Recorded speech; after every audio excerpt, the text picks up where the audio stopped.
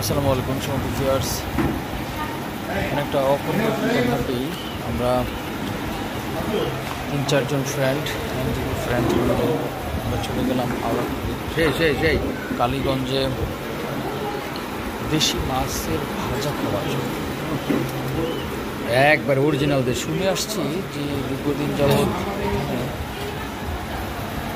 দেশি মাছের দেশি মাছের কেমন লাগতেছে? সেই সাত না সেই খবর পেয়ে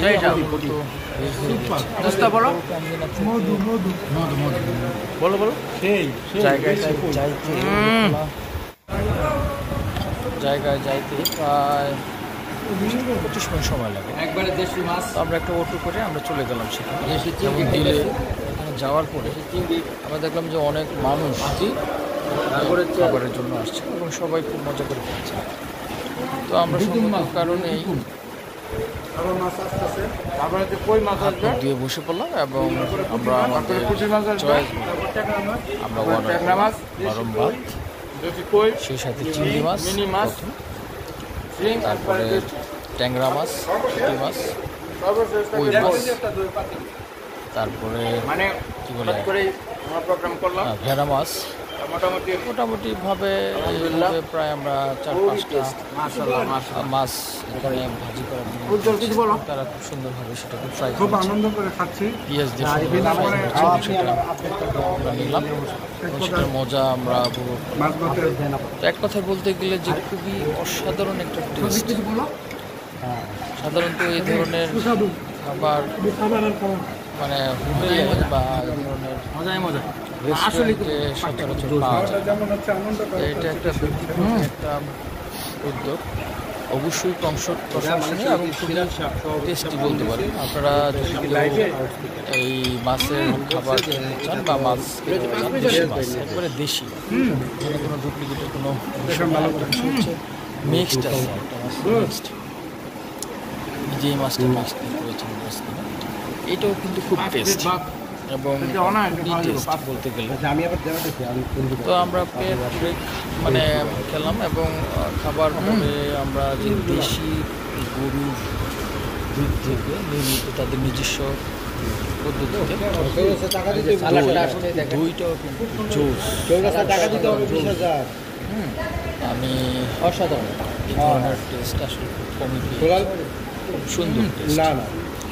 আমরা খেলে বাজারে একটু ডান পাশে আপনি গাজীপুর থেকে যে কাউকেই যদি বলেন যে আউড়াখালি যাবো তাহলে সেখানে আপনার অটো পাওয়া যাবে। অটোতে গেলে হয়তো 20-30 টাকা ভাড়া নেয়, মানে যাবে যে কষ্ট করে তার চেয়ে বেশি পরিতৃপ্তি খেয়ে আসবে, এটা হচ্ছে বড় কথা। এবং মানুষ অনেক মানুষ থাকে এবং সেখানে কয়েকটা এরকম হোটেল আছে।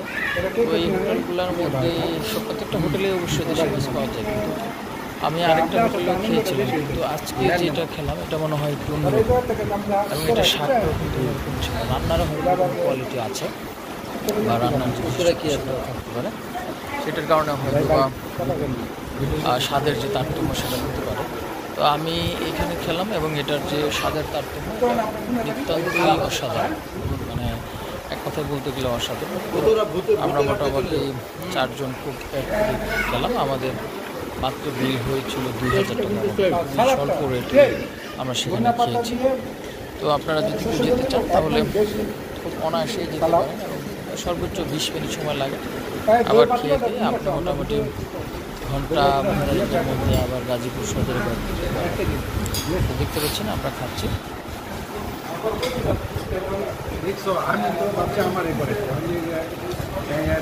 সর্বশেষ আমরা দই খেয়েছিলাম, সেখানে পর্যাপ্ত স্পেস আছে, পর্যাপ্ত পরিমাণে খোলা জায়গা আছে, আপনার ইচ্ছে করলে এখানে রিল্যাক্সলি বসতে পারবেন। যে হোটেলটা আছে তার সামনে দিয়ে রাস্তা আছে, বেশি ফাঁকা জায়গা আছে, আপনারা গাড়িও রাখবেন, অনায়াসে গাড়ি রাখার জন্য পর্যাপ্ত পরিমাণ জায়গা আছে। সেখানে অনেকেই প্রাইভেট কার নিয়ে গিয়েছে, আপনার ইচ্ছা করলে ঘুরে আসতে পারেন।